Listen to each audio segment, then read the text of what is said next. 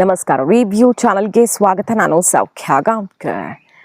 ವಿಜಯ್ ಸರ್ಕಾರ ರಚನೆ ಮಾಡಿದ್ದಾರೆ, ಆದರೆ ಇನ್ನು ಮೆಜಾರಿಟಿ ಪ್ರೂವ್ ಮಾಡೋದಕ್ಕೆ ಫ್ಲೋರ್ ಟೆಸ್ಟ್ ಅವರು ಸಾಬೀತು ಮಾಡಲೇಬೇಕಲ್ವಾ? ಇದಕ್ಕೂ ಮುನ್ನವೇ ಹಲವಾರು ಟೆನ್ಷನ್ಗಳು ಕಾಡ್ತಿರೋದು. ಒಂದು ನಂಬರು ಮೈನಸ್ ಆಗುತ್ತಾ? TVKಯ ಶಾಸಕನಿಗೆ ಬಿಗ್ ಶಾಕ್ ಎದುರಾಗ್ತಿದೆ. ಈಗ ಆ ಡೀಟೇಲ್ಸ್ ಇಡ್ತಾ ಹೋಗ್ತೀವಿ. ಮತ್ತೊಂದು ಮೆಗಾ ಆಪರೇಷನ್ ತಯಾರಿ ಕೂಡ ನಡೀತಾ ಇದೆ. ಕಾದು ನೋಡ್ಬೇಕೇನಾಗುತ್ತೆ ಅಂತ. ಇದರ ನಡುವೆ ಪ್ರಾಮಿಸ್ಗಳಿಂದ ಅಧಿಕಾರಕ್ಕೇರಿರುವಂಥ ವಿಜಯ್ ಅವರು ಯಾರೂ ಯಾವ ರಾಜ್ಯದಲ್ಲೂ ಕೊಡದ ಗ್ಯಾರಂಟಿಗಳನ್ನು ಘೋಷಣೆ ಮಾಡಿ, ಯಾಕಂದರೆ ಈಗ ಗ್ಯಾರಂಟಿ ಇಲ್ಲದೆ ಚುನಾವಣೆನೇ ನಡೀತಿಲ್ಲ. ಕಾಮನ್ ಆಗಿಬಿಟ್ಟಿದೆ. ಮಹಿಳೆಯರಿಗೆ 1000, 2000, 3000 ಅಂತ ಭರವಸೆಗಳು, ಉಚಿತ ವಿದ್ಯುತ್ತು ಮತ್ತೊಂದು ಅಂದ್ಕೊಂಡು ಕಾಮನ್ ಆಗಿಬಿಟ್ಟಿದೆ. ಬಟ್ ಯಾವ ರಾಜ್ಯದಲ್ಲೂ ಕೊಡದಂಥ ಭರವಸೆಗಳನ್ನು ಕೊಟ್ಟು ಅಧಿಕಾರ ಪಡೆದಿರುವಂಥ ವಿಜಯ್ ಅವರು ಈಗ ಮೊದಲ ಹೆಜ್ಜೆಯಲ್ಲಿಯೇ ಆರಂಭ ಮಾಡೋಕ್ಕಿಂತ ಮುಂಚೆನೇ ಹೆಜ್ಜೆ ಹಿಂದಿಡ್ತಿದ್ದಾರಾ? ಫಸ್ಟ್ ಬಂದರು, ಕೆಲವೆಲ್ಲ ಸೈನ್ ಮಾಡಿದ್ರು ಮೊದಲ ದಿನ. ಆದರೆ ಈಗ ಆರಂಭಿಕ ಹಿನ್ನಡೆ ಆಗ್ತಿದೆಯಾ? ಎಕ್ಸ್ಪರ್ಟ್ಗಳು ಅವ್ರಿಗೆ ಕೊಟ್ಟಿರುವಂಥ ರಿಪೋರ್ಟು ಬೆಚ್ಚು ಬೀಳಿಸ್ತಾ ಇದೆ. DMK ಈಗ ಮುಗಿಬಿದ್ದಿದೆ. ನೋಡಿದ್ರ ನಿಮ್ಮ ಪಟಾಕಿ ಟುಸ್ ಆಗ್ತಿದೆ. ಜನಕ್ಕೆ ಸುಳ್ಳು ಹೇಳಿ ಬಂದ್ರೆ ಅಧಿಕಾರಕ್ಕೆ ಅಂತ ತರಾಟೆಗೆ ತಗೊಳ್ತಿದೆ. ಡೀಟೇಲ್ಸ್ ಇಡ್ತಾ ಹೋಗ್ತೀವಿ. ಮಿಸ್ ಮಾಡದೆ ನಮ್ಮ ಚಾನಲ್ನ ಸಬ್ಸ್ಕ್ರೈಬ್ ಮಾಡಿ, ನಿಮ್ಮ ಅಭಿಪ್ರಾಯ ಕಮೆಂಟ್ ಮಾಡಿ ತಿಳಿಸಿ. ವೀಕ್ಷಕರೇ ನೋಡಿ, ವಿಜಯ್ ಅವ್ರಿಗೆ ಮೊದಲನೇದಾಗಿ ಅವ್ರ ಕುರ್ಚಿಗೆ ಸಂಬಂಧಪಟ್ಟಂತೆ ಶಾಕ್ ಏನಪ್ಪ ಅಂತ ಕೇಳಿದ್ರೆ, TVKಯಲ್ಲಿ ಒಂದು ಸ್ಥಾನ ಕುಸಿಯುವ ಆತಂಕ ಶುರುವಾಗಿದೆ. ಈಗ ನಂಬರ್ ಜಸ್ಟ್ ಪಾಸ್ ಆಗಿರೋದಲ್ವ, ಅವರು ಮ್ಯಾಜಿಕ್ ನಂಬರ್ ಜಸ್ಟ್ ಪಾಸ್ ಆಗಿ ಸರ್ಕಾರ ಮಾಡಿದ್ದಾರೆ. ಇದು ಎಷ್ಟು ಡೇಂಜರಸ್ ಅನ್ನೋದು ಗೊತ್ತು. ಮುಳ್ಳಿನ ಮೇಲಿನ ನಡಿಗೆ ರೀತಿಯಲ್ಲಿ ಒಂದೊಂದು ಹೆಜ್ಜೆಗೂ ಯಾವಾಗ ಏನಾಗುತ್ತೆ ಅನ್ನೋ ರೀತಿ ಅವರು ಸರ್ಕಾರ ನಡೆಸ್ತಿದ್ದಾರೆ. ಒಂದು ಮತದಿಂದ TVK ಶಾಸಕ ಸೇತುಪತಿ ಗೆದ್ದಿದ್ದಾರಲ್ಲ, ಒಂದೇ ಮತದಿಂದ ಗೆದ್ದಿರೋರವರು. ಶ್ರೀನಿವಾಸ್ ಸೇತುಪತಿ ವಿರುದ್ಧ ಈಗ ಕಾನೂನು ಹೋರಾಟ ಕೋರ್ಟ್ಗೆ ಹೋಗಿದೆ ಕೇಸು. ನ್ಯಾಯಾಲಯದಲ್ಲಿ ಅರ್ಜಿ ಹಾಕಿದ್ದಾರೆ ಮಾಜಿ ಸಚಿವ ಪೆರಿಯ ಕರುಪ್ಪನ್. ತಿರುಪತ್ತೂರು ವಿಧಾನಸಭಾ ಕ್ಷೇತ್ರದಲ್ಲಿ ಒಂದು ಮತದಿಂದ DMK ಅಭ್ಯರ್ಥಿ ಸೋಲಿಸಿದ್ದಾರೆ TVK ಶಾಸಕ. ಈ ಕ್ಷೇತ್ರದ ಮರು ಎಣಿಕೆಗೆ ಈಗ ಕೋರ್ಟ್ ಮೆಟ್ಟಿಲೇರಿದ್ದಾರೆ. ಒಂದು ಓಟಲ್ ಗೆದ್ದಿರೋದು ಮರು ಎಣಿಕೆ ಆದರೆ ಏನು ಬೇಕಾದರೂ ಆಗಬಹುದು. ಕರ್ನಾಟಕದಲ್ಲೇ ಇಷ್ಟು ವರ್ಷ ಆದಮೇಲೆ ಶೃಂಗೇರಿ ಕಥೆ ಏನಾಯಿತು ಅಂತ ನೋಡಿದ್ದೀವಿ. ಒಂದು ಮತ ವ್ಯತ್ಯಾಸ ಆಗಿದೆ ಅಂತ DMK ಆರೋಪ ಮಾಡ್ತಾ ಇದೆ. ತಮಿಳುನಾಡಲ್ಲಿ 2 ತಿರುಪತ್ತೂರುಗಳಿವೆ. ಒಂದು ಕೃಷ್ಣಗಿರಿ ಬಳಿ ಇದೆ, ಅದು ಜಿಲ್ಲಾ ಕೇಂದ್ರ, ತಿರುಪತ್ತೂರು ಜಿಲ್ಲಾ ಕೇಂದ್ರ. ಮತ್ತೊಂದು ಶಿವಗಂಗೈ ಜಿಲ್ಲೆಯಲ್ಲಿದೆ ತಿರುಪತ್ತೂರು. ಅಂಚೆ ಮತವನ್ನು ತಿರುಪತ್ತೂರು ಜಿಲ್ಲೆಗೆ ತಪ್ಪಾಗಿ ಕಳಿಸಿದ್ದಾರೆ. ಅವರು ಸುಮ್ಮನೆ ಮತ ಎಣಿಕೆ ಇನ್ನೊಂದು ಸಲ ಮಾಡಿಸಿ ಅಂತ ಹೇಳ್ತಿಲ್ಲ, ಟೆಕ್ನಿಕಲಿ ಒಂದು ರೀಸನ್ ಹೇಳ್ತಿದ್ದಾರೆ. ಅಂಚೆ ಮತವನ್ನು ತಿರುಪತ್ತೂರು ಜಿಲ್ಲೆಗೆ ತಪ್ಪಾಗಿ ಕಳಿಸ್ಕೊಟ್ಬಿಟ್ಟಿದ್ದಾರೆ. ಸೊ ಒಂದು ಓಟಲ್ ವ್ಯತ್ಯಾಸ ಆಗಿದೆ. ಮರು ಎಣಿಕೆ ವೇಳೆ ಏನಾದರೂ DMK ಮತಗಳು ಹೆಚ್ಚಾದರೆ ಈಗ ಇವ್ರು ಹೇಳ್ತಿರೋ ಥರ TVK ಒಂದು ಸ್ಥಾನವನ್ನು ಕಳ್ಕೊಳ್ಳತ್ತೆ. ಒಬ್ಬ MLA ಕಡಿಮೆ ಆಗ್ತಾರೆ.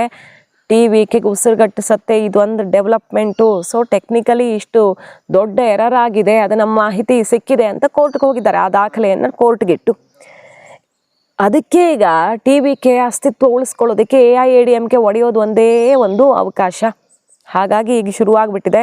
ಷಣ್ಮುಗಂ ನೇತೃತ್ವದಲ್ಲಿ ಒಂದು ಸಲ ರೆಡಿ ಆಗಿದ್ರಲ್ಲ, ಆಮೇಲೆ EPS ಅವ್ರನ್ನೆಲ್ಲ ಸೈಲೆಂಟ್ ಮಾಡಿದ್ರು. ಮತ್ತೀಗ ಸರ್ಕಾರ ರಚನೆ ಆಗಿರೋದ್ರಿಂದ ತಮಗೂ ಅಧಿಕಾರ ಸಿಗತ್ತೇನೋ ಅಂತ ಅವರನ್ನು ಸ್ವಲ್ಪ ಪ್ರಚೋದನೆ ಮಾಡೋ ಕೆಲಸ ಆಗ್ತಿದೆಯಾ TVKಯಿಂದ ನೋಡಬೇಕು. ಯಾಕಂದರೆ ಆಪರೇಷನ್ ತಯಾರಿ ಕಣ್ಣಂಗೆ ಕಾಣಿಸ್ತಿದೆ. ಚೆನ್ನೈಯಲ್ಲಿ ಮೀಟಿಂಗ್ಗಳ ಮೇಲೆ ಮೀಟಿಂಗ್ ಆಗ್ತಿರೋದು. 10-15 ಶಾಸಕರು ಹೊರಗಡೆ ಬರೋಕ್ಕೆ ತಯಾರಿ ಮಾಡ್ಕೊಳ್ತಿದ್ದಾರೆ. ಷಣ್ಮುಗಂ ನೇತೃತ್ವದಲ್ಲಿ ವಿಜಯ್ ಬೆಂಬಲದ ಬಗ್ಗೆ, ವಿಜಯ್ಗೆ ಬೆಂಬಲ ಕೊಟ್ಟು ಸರ್ಕಾರದ ಜೊತೆ ಸೇರ್ಕೊಳ್ಳೋಣ ಅನ್ನೋದ್ರ ಬಗ್ಗೆ ರೆಡಿ ಮಾಡ್ಕೊಳ್ತಾ ಇರೋದು ಕೆಲವರು ಅನ್ನೋ ಸುದ್ದಿ. ರೆಸಾರ್ಟಲ್ಲಿ ಇಟ್ಟು ಆಮೇಲೆ ಎಲ್ಲರೂ ಒಪ್ಕೊಂಡ್ರು, EPS ಹೆಂಗೆ ಹೇಳ್ತಾರೋ ಹಾಗೆ ಅಂತ. TVK ಜೊತೆ ಹೋಗಲಿಲ್ಲ, ಎಲ್ಲ ಆಯಿತು. ಬಟ್ ಈಗ ಮತ್ತೆ 15 ಜನ ಶಾಸಕರ ಸಂಪರ್ಕ ಆಗಿದೆ ಅಂತ ಹೇಳಲಾಗ್ತಿದೆ. ಆದರೆ ಈಗ 15 ಜನ ಬರೋದು ಅಂದರೆ ಕಷ್ಟ. ಬಂದರೆ 30+ ಬರಬೇಕು, ಆಗ ಡಿಸ್ಕ್ವಾಲಿಫಿಕೇಷನ್ ಆಗಲ್ಲ. 1/3 ನಂಬರಲ್ಲಿ ಬಂದರೆ ಮಾತ್ರ ಸೇಫ್ ಅವರು. ಇಲ್ಲಾಂದರೆ ಡಿಸ್ಕ್ವಾಲಿಫೈ ಆಗಿ ಬೈ ಎಲೆಕ್ಷನ್ಗಳಾಗಿ ಆಗ ಅವರ ಭವಿಷ್ಯ ಏನಾಗುತ್ತೆ ಅನ್ನೋದು ಗೊತ್ತಿಲ್ಲ. ವಿಜಯ್ಗೆ ಆ ಕಾನ್ಫಿಡೆನ್ಸ್ ಇದೆಯಾ? ಆ ಕ್ಷೇತ್ರಗಳಲ್ಲಿ ಬೈ ಎಲೆಕ್ಷನ್ ನಡೆಸಾದರೂ ಗೆಲ್ಲಿಸ್ಕೊಳ್ತೀನಿ ಅನ್ನೋ ಕಾನ್ಫಿಡೆನ್ಸಲ್ಲಿದ್ದಾರಾ? ಅವೆಲ್ಲ ನೋಡಬೇಕು. ಈಗ ಹೆಂಗೂ ವಿಜಯ್ ಪರ ಅಲೆ ಎದ್ದಿರೋದ್ರಿಂದ ಪಾಪ ಕಡಿಮೆ ಆಗೋಯ್ತು ನಂಬರು, ಸರ್ಕಾರಕ್ಕೆ ಸಂಕಷ್ಟ ತಂದಿಡ್ತಿದ್ದಾರೆ, ಗೆಲ್ಲಿಸ್ಬಿಡೋಣ ಅಂತ ಈಸಿಯಾಗಿ ವೇವಲ್ಲಿ ಗೆದ್ದು ಬಿಡಬಹುದು ಅಂತ ಧೈರ್ಯ ಮಾಡಿ ಬರ್ತಿದ್ದಾರಾ? ಏನಾದರೂ ಇರಬಹುದು. ಒಟ್ಟಿನಲ್ಲಿ 10-15 ಜನ ಬಂದರೆ ಸರ್ಕಾರ ಸೇಫ್ ಆಗುತ್ತೆ. ಹಾಗಾಗಿ ಆಪರೇಷನ್ಗೆ ಪ್ರಯತ್ನ ಆಗ್ತಿದೆ. ಯಾಕಂದರೆ ಈಗಿರೋ ನಂಬರಲ್ಲಿ ಸರ್ಕಾರ ಯಾವಾಗ ಬೇಕಾದರೂ ಪತನ ಆಗಬಹುದು. ಅಂತಹ ಟೆನ್ಷನ್ನು ಕಾಣಿಸ್ತಾ ಇದೆ ಸರ್ಕಾರದಲ್ಲಿ. ಅದರ ಮೊದಲ ಭಾಗ ಇದು. ಹಾಗೆ ಮೈತ್ರಿ ಪಕ್ಷ ಫಸ್ಟ್ ಡೇನೇ ಶಾಕ್ ಕೊಟ್ಟಿದೆ. ಈಗ ಈ ಕಮ್ಯುನಿಸ್ಟ್ ಪಾರ್ಟಿ ಸೇರಿಸ್ಕೊಂಡು ಸರ್ಕಾರ ಮಾಡಿದಾರಲ್ಲ CPI ಎಲ್ಲ, ನಿನ್ನೆ ಆಕ್ರೋಶ ಹೊರ ಹಾಕಿರೋದು ವಿಜಯ್ ಜೊತೆ ಜಟಾಪಟಿನೇ ಆಗಿದೆ ಅಂತ ಕೂಡ ಹೇಳಲಾಗ್ತಿದೆ. ಯಾವ ವಿಷಯಕ್ಕೆ? ಒಂದೇ ಮಾತರಂ ಫಸ್ಟ್ ಹಾಡಿದ್ದಾರೆ ಪ್ರಮಾಣ ವಚನ ಕಾರ್ಯಕ್ರಮದಲ್ಲಿ, ಅದಕ್ಕೆ ಆಕ್ರೋಶ ವ್ಯಕ್ತವಾಗ್ತಿದೆ. ಫಸ್ಟು ಅಲ್ಲಿನ ತಮಿಳ್ನಾಡಿನ ಗೀತೆಯನ್ನು ಹಾಡಬೇಕಿತ್ತು. ಇಷ್ಟು ವರ್ಷದ ಇತಿಹಾಸದಲ್ಲಿ ಏನು ನಡ್ಕೊಂಡು ಬರ್ತಿತ್ತು ತಮಿಳ್ನಾಡಿನಲ್ಲಿ, ಅದನ್ನು ಬದಲಿಸಿದ್ದಾರೆ ವಿಜಯ್. ನರೇಂದ್ರ ಮೋದಿ ಅವ್ರಿಗೆ ವಿಶ್ ಮಾಡ್ತಾರೆ ಅಂದರೆ ಅವ್ರು ವಿಶ್ ಮಾಡಿದ್ದಕ್ಕೆ ಪ್ರತಿಯಾಗಿ ಎಲ್ರಿಗಿಂತ ಮೊದಲು ಮೋದಿಗೆ ವಿಶ್ ಮಾಡಿದ್ರು ಆಕ್ರೋಶ ಒಂದ್ಸಲ ಹೇಳ್ತು. ಜನಕ್ಕೆ ವಿಶ್ ಮಾಡಲಿಲ್ಲ ನೀವು, ಕಾನ್ಸ್ಟಿಟ್ಯೂನ್ಸಿ ಗೆದ್ದಿರೋಂಥ ಮತದಾರರಿಗೆ, ಪಕ್ಷದ ಶಾಸಕರಿಗೆ ವಿಶ್ ಮಾಡಲಿಲ್ಲ, ಮೊದಲು ಮೋದಿಗೆ ವಿಶ್ ಮಾಡಿದ್ರಿ ಅಂತ ಅವ್ರಿಗೆ ಧನ್ಯವಾದ ತಿಳಿಸಿದ್ರಿ ಅನ್ನುವಂಥ ಆಕ್ರೋಶ ಎದ್ದಿತ್ತು.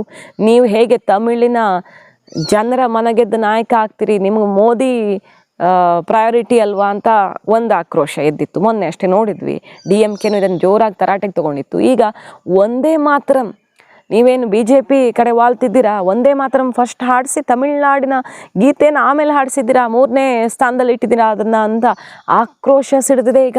ಸೊ ಎಡಪಕ್ಷಗಳು, ಕಾಂಗ್ರೆಸ್ಸು, IOML ಈಗ ಯಾರನ್ನ ಹೆಂಗೆ ನಿಭಾಯಿಸ್ಕೊಂಡು ಹೋಗೋದು ವಿಜಯ್ ಅವರು ಅನ್ನೋದು ಗೊತ್ತಿಲ್ಲ.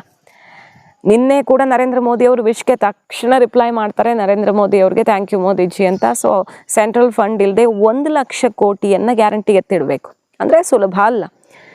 ಕೇಂದ್ರದ ಜೊತೆಗೆ ಒಡಂಬಡಿಕೆ ತುಂಬ ಚೆನ್ನಾಗಿರಬೇಕು ಯಾವುದೇ ಅಭಿವೃದ್ಧಿ ಯೋಜನೆಗೆ. ಈಗ ನೋಡಿದ್ರೆ ವಿಜಯ್ ಅವರು ಗ್ಯಾರಂಟಿ ಘೋಷಣೆ ಮಾಡಿರೋದು 70,000 ಕೋಟಿ ಅಂತ ಹೇಳಲಾಗ್ತಿತ್ತು. 70,000 ಕೋಟಿನೂ ಅಲ್ಲ, 1 ಲಕ್ಷ ಕೋಟಿ ಆಗತ್ತೆ. ಈಗ ನೋಡಿದ್ರೆ ಈ ಜೊತೆಗಾರರು ಮೊದಲ ದಿನವೇ ಕಿರಿಕ್ ಶುರು ಮಾಡಿದ್ದಾರೆ. ಶಾಸಕರ ಸಂಖ್ಯೆ ಕಡಿಮೆ ಆಗಬಹುದಾ ಅನ್ನೋ ಟೆಕ್ನಿಕಲ್ಲು ಕಾನೂನಾತ್ಮಕ ಸಂಕಷ್ಟಗಳು ಎದುರಾಗ್ತಿವೆ. ಅಷ್ಟೇ ಅಲ್ಲ, ಎಕ್ಸ್ಪರ್ಟ್ಗಳು, ಎಕನಾಮಿಸ್ಟ್ಗಳು ಈಗ ನೋಡಿ ವಿಜಯ್ ಅವರಿಗೆ ಭಾರಿ ಆಘಾತವನ್ನೇ ಕೊಟ್ಟಿದ್ದಾರೆ. ಈ 1 ಲಕ್ಷ ಕೋಟಿ ನೀವು ಜಾರಿ ಮಾಡೋದಕ್ಕೆ ಹೋದರೆ ಏನಾಗುತ್ತೆ ಅಂತ. 5 ವರ್ಷಗಳ ಅವಧಿಯಲ್ಲಿ ಈ ಯೋಜನೆ ಇಂಪ್ಲಿಮೆಂಟ್ ಮಾಡೋಕ್ಕೆ 4.5 ಲಕ್ಷ ಕೋಟಿ ರೂಪಾಯಿಗೂ ಹೆಚ್ಚು, ಜಾಸ್ತಿ 5 ಲಕ್ಷನೇ ಅಂದ್ಕೊಳ್ಳಿ, 5 ಲಕ್ಷ ಕೋಟಿ ತನಕ ದುಡ್ಡು ಬೇಕಾಗತ್ತೆ. ಮದ್ರಾಸ್ ಸ್ಕೂಲ್ ಆಫ್ ಎಕನಾಮಿಕ್ಸ್ ನಿರ್ದೇಶಕ NR ಭಾನುಮೂರ್ತಿ ಯೋಜನೆಗಳನ್ನು ಜಾರಿಗೊಳಿಸುವ ಮುನ್ನ ಏನು ಮಾಡಬೇಕು ಅಂತ ನೋಡಿ ರಿಪೋರ್ಟ್ ಇಟ್ಟಿದ್ದಾರೆ. ಈ ಕ್ರಮ ಅನುಸರಿಸೋದಂತೂ ಅನಿವಾರ್ಯ. ಫಲಾನುಭವಿಗಳನ್ನು ಸರಿಯಾಗಿ ಗುರುತಿಸಿ ಆಡಿಟ್ ಆಗಬೇಕು. ಈಗ ಆಲ್ರೆಡಿ ಇರುವ ಯೋಜನೆಗಳನ್ನು ಆಡಿಟ್ ಮಾಡಬೇಕು, ಖರ್ಚುಗಳನ್ನು ತರ್ಕಬದ್ಧಗೊಳಿಸಬೇಕು. ಹೊಸ ಯೋಜನೆಗಳನ್ನು ಈಗಾಗಲೇ ಇರೋ ಯೋಜನೆಗಳೊಂದಿಗೆ ಡೂಪ್ಲಿಕೇಟ್ ಆಗದಂತೆ ಒಂದು ಚೂರು ಅಲ್ಲಿ ಮೈ ಮರಿದೆ ಜಾರಿ ಮಾಡಬೇಕಾಗತ್ತೆ. ಖರ್ಚುಗಳನ್ನು ತರ್ಕಬದ್ಧಗೊಳಿಸದೇ ಇದ್ರೆ ರಾಜ್ಯದ ಬೊಕ್ಕಸ ಈ ಅಮೌಂಟ್ ಮ್ಯಾನೇಜ್ ಮಾಡೋದೇ ಸಾಧ್ಯ ಇಲ್ಲ. ಷಣ್ಮುಗಂ ಹಿರಿಯ ಆರ್ಥಿಕ ತಜ್ಞ, ಈಗಾಗಲೇ ಮಧ್ಯಂತರ ಬಜೆಟನ್ನು ಸಾಲದ ಮಿತಿಯ ಒಳಗಡೆ ತಯಾರಿಸಲಾಗಿದೆ. ಹಣಕಾಸು ಆಯೋಗದ ನಿಯಮ ಇದೆ, ಇಷ್ಟೇ ಏನು ವ್ಯಾಪ್ತಿಯಲ್ಲಿ ಸಾಲ ಮಾಡಬೇಕು ಅಂತ. ಏನದು ಆ ನಿಯಮ ಹೇಳೋ ಪ್ರಕಾರ ರಾಜ್ಯದ ಆರ್ಥಿಕ ಕೊರತೆಯನ್ನು GSDPಯ ಸುಮಾರು 3% ಮಾತ್ರ ಇರಿಸಬಹುದು ರೂಲ್ಸ್ ಇರೋದು, ಅದಕ್ಕಿಂತ ಜಾಸ್ತಿ ಮಾಡೋಕ್ಕಾಗಲ್ಲ. ಇಲ್ಲಿ ಹೆಚ್ಚು ಬದಲಾವಣೆಗೆ ಅವಕಾಶನೇ ಇಲ್ಲ. ಈಗ ಆಲ್ರೆಡಿ ಎಷ್ಟಿದೆ ಗೊತ್ತಾ ತಮಿಳ್ನಾಡಿನಲ್ಲಿ? ತಮಿಳ್ನಾಡಿನ ಆರ್ಥಿಕ ಕೊರತೆ 2.83ರ ನಡುವೆನೇ ಇದೆ ಆಲ್ರೆಡಿ. ಈಗ ಮಾಡಿಟ್ಟಿರೋ ಸಾಲ 10 ಲಕ್ಷ ಕೋಟಿ. ಸೊ ಮಿತಿ ಇರೋದೇ 3%, ಅದ್ರ ಒಳಗಡೆ ಆಲ್ಮೋಸ್ಟ್ 3% ಹತ್ತತ್ರ ಬಂದುಬಿಟ್ಟಿದೆ ಆರ್ಥಿಕ ಕೊರತೆ. ಹೆಚ್ಚಿನ ಖರ್ಚು ಮಾಡೋಕೆ ನಿಮಗೆ ಚಾನ್ಸೇ ಇಲ್ಲ ತಮಿಳ್ನಾಡಿನಲ್ಲಿ. ಯಾವುದ್ರ ಪ್ರಕಾರ ಇದು? ಹಣಕಾಸು ಆಯೋಗದ ನಿಯಮನೇ ಇದನ್ನು ಹೇಳುತ್ತೆ. ವಿಜಯ್ ಅವರು ಹೆಚ್ಚುವರಿ ಧನ ಸಹಾಯ ಯೋಜನೆಗಳಿಗೆ ಈ ರೀತಿ ಖರ್ಚು ಮಾಡ್ತಾ ಹೋದರೆ ತಮಿಳುನಾಡಿನಲ್ಲಿ ಆರ್ಥಿಕ ಪರಿಸ್ಥಿತಿ ಸಂಪೂರ್ಣ ತಲೆ ಕೆಳಗಾಗತ್ತೆ. ರಾಜ್ಯದ ಖರ್ಚಿನ ದೊಡ್ಡ ಭಾಗ ಸರ್ಕಾರಿ ನೌಕರರ ವೇತನಕ್ಕೆ ಬೇಕು, ಪೆನ್ಷನ್ಗೆ ಬೇಕು, ಸಾಲದ ಬಡ್ಡಿಗೆ ಹೋಗುತ್ತೆ.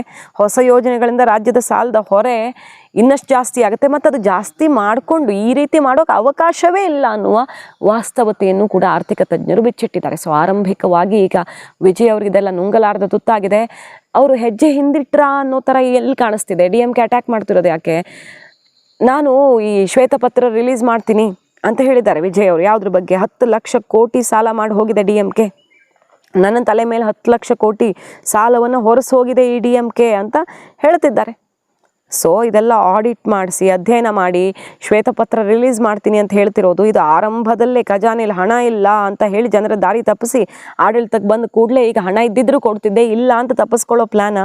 ಚುನಾವಣೆ ಭರವಸೆ ಏನು ಕೊಟ್ಟಿದ್ದೀರೋ ಅದೆಲ್ಲವನ್ನ ಸುಳ್ಳು ಹೇಳದೆ ಈಡೇರಿಸಿ ತೋರಿಸಿ ಅಂತ ಓಪನ್ ಚಾಲೆಂಜ್ ಹಾಕಿದೆ DMK ಈಗ. ಸೊ ಒಂದು ಕಡೆ ಆರ್ಥಿಕ ಸಂಕಷ್ಟ, ವಿಜಯ್ ಅವರು ಹೇಳ್ಬೋದು ಭ್ರಷ್ಟಾಚಾರ ಇಲ್ಲದೆ ಅಧಿಕಾರ ನಡೆಸಿದ್ರೆ ಸರ್ಕಾರ ಮಾಡ್ಕೊಂಡು ಹೋಗ್ತೀನಿ ನಾನು, ಈ ನಾನು ಭರವಸೆ ಕೊಟ್ಟಿದ್ದೆಲ್ಲ ಈಡೇರಿಸ್ಕೊಂಡು ಅಂತ. ಬಟ್ ಹಣಕಾಸು ಆಯೋಗದ ನಿಯಮದ ಪ್ರಕಾರವೇ ಈಗ ಆಲ್ರೆಡಿ ಏನು ಲಿಮಿಟ್ ಇದೆಯೋ ಅದನ್ನು ತಮಿಳ್ನಾಡು ರೀಚ್ ಆಗಿಬಿಟ್ಟಿದೆ ಕೊರತೆ.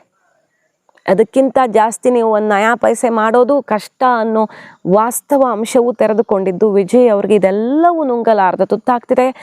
ಡೈಲಾಗು, ಸಿನಿಮಾ ರೀತಿಯಲ್ಲಿ ಪ್ರಮಾಣ ವಚನ ಅನ್ನೋ ಟೀಕೆ ಟಿಪ್ಪಣಿಗಳೆಲ್ಲ ಕೇಳಿ ಬರ್ತಿದೆಯಲ್ಲ, ಈಗ ಮಾಡಿ ತೋರಿಸ್ಬೇಕು ವಿಜಯ್ ಅವರು, ಅಷ್ಟು ಸುಲಭ ಅಲ್ಲ ಅನ್ನುವ ಆಕ್ರೋಶವು ಎದ್ದಿದೆ.